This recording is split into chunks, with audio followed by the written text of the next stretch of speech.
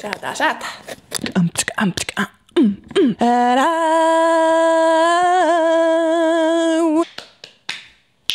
Hello Honeybird.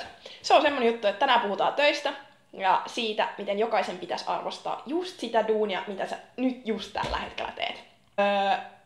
Tää on ikuisuusaihe ja tulee puhututtamaan varmasti vielä pitkään.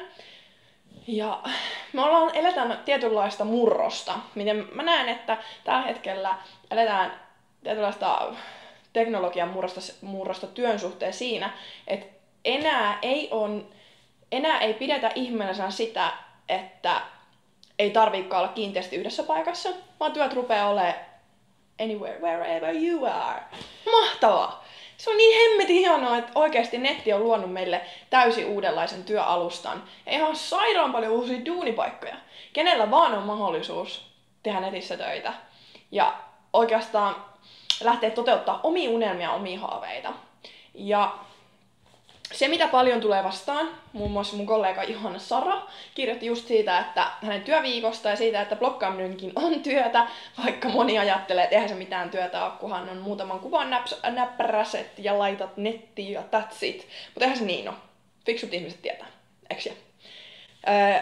Ja sit sekin, että Sarallekin oli sanottu, että mene oikeisiin töihin. No mikä on oikea työ?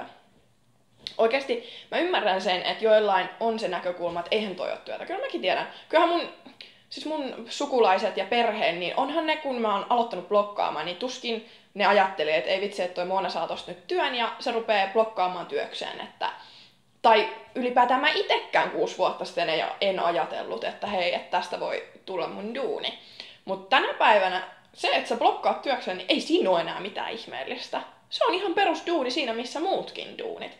Se on kulttuurijuttu, siinä annetaan ihmisille inspiraatio, lukemista, fiilistä, whatever, mitä se onkaan. Blogeja on niin paljon kuin meitä on ihmisiäkin, ei ole vaan ainoastaan muotiblogit tai kauneusblogit. Haloo! On talousblogeja, on kerbiiliblogeja, on...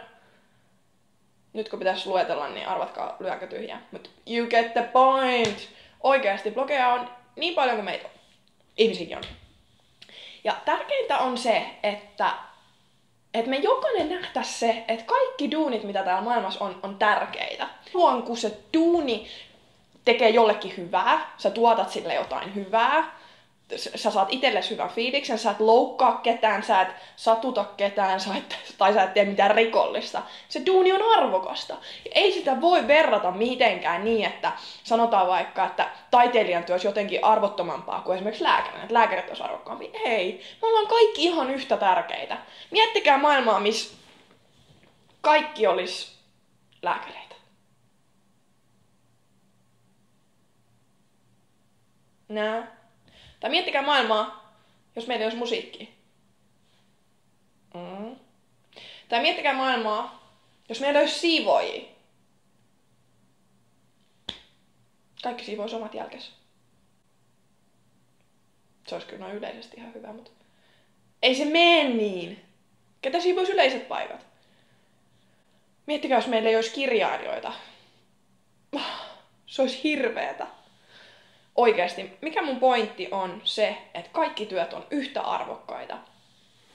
Ja toinen pointti on se, että hirveästi puhutaan siitä, että pitäisi saavuttaa niitä niitä omia unelmia ja pitäisi saavuttaa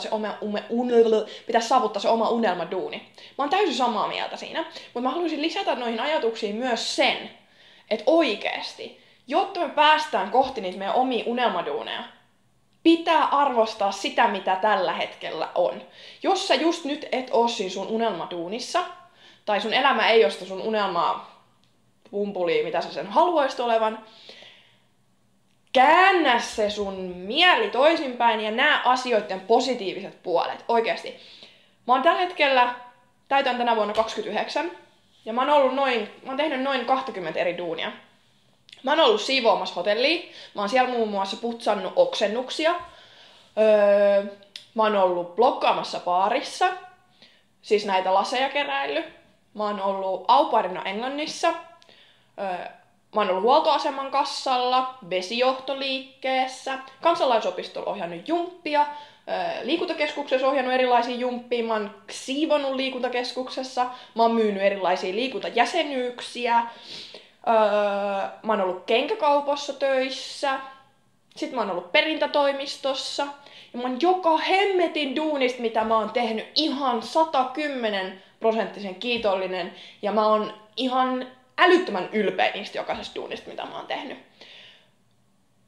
Mä en olis mä tällä hetkellä, ja mä en olis tällä hetkellä mun unelmaduunissa, jos noita aikaisempia juttuja ei olisi ollut. Mä oon oppinut joka ikisestä duunista, mitä mä oon tehnyt, ihan hirveästi. Ai niin, mä oon myös myynyt ja poiminut mansikoita. Mansikapoimijana mä opin 15 kesänä ihan hirveästi. Sen jälkeen itse asiassa mä olin 14 silloin. 15-vuotiaana mä rupesin myymään mansikoita. Mä tapasin erilaisia ihmisiä tosi paljon. Mä opin, miten ihmiset saa nauramaan, mitä voi puhua vanhemmin ihmisiä, mitä nuoret ihmiset haluaa höpötellä. Sosiaaliset taidot. Ne tulee, kun sä oot sosiaalisissa tilanteissa.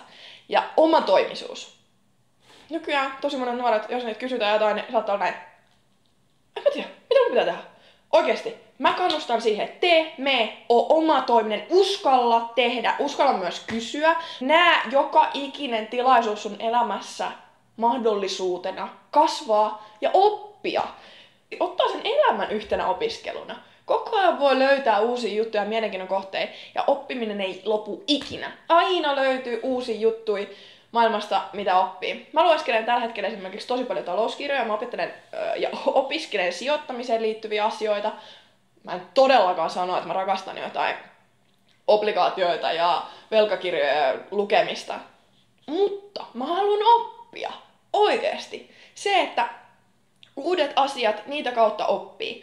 Ja se, että joku asia ei välttämättä ole ehkä mulle just se, että mä oon intohimoisesti sitä asiaa kohtaan. Mutta mä uskon, että kun osaa vähän joka puolelta pikkusen jotain, pääsee tosi pitkälle. Ja se, että on tietyllä tavalla myös nöyrä, ei voi pitää itseään mitenkään muita parempana. Ei todellakaan. Me ollaan kaikki ihan yhtä arvokkaita täällä. Mutta se, että täytyy olla itse varma. Jos sä meinaat pärjätä, luota ittees. Anna ensin itsellesi, tee ensin itsellesi, jonka jälkeen sulla oikeasti ne voimavarat on niin suuret, että sä pystyt antaa paljon enemmän myös muille. Koska jos sä unohdat itses, niin silloin susta ei ole mitään hyötyä myöskään muille. Rakasta omaa itseäsi ja anna sille, mitä sä tarvitsee, sun keholle ja mielelle. Ja sama siinä duunissakin. Älä vaivu mihinkään itsesääliin tai surkuun, että ei vitsi, että mulla on ihan paska duuni, mulla on ihan paskat palkka, mä en saa tarpeeksi sitä ja kukaan ei tykkää musta.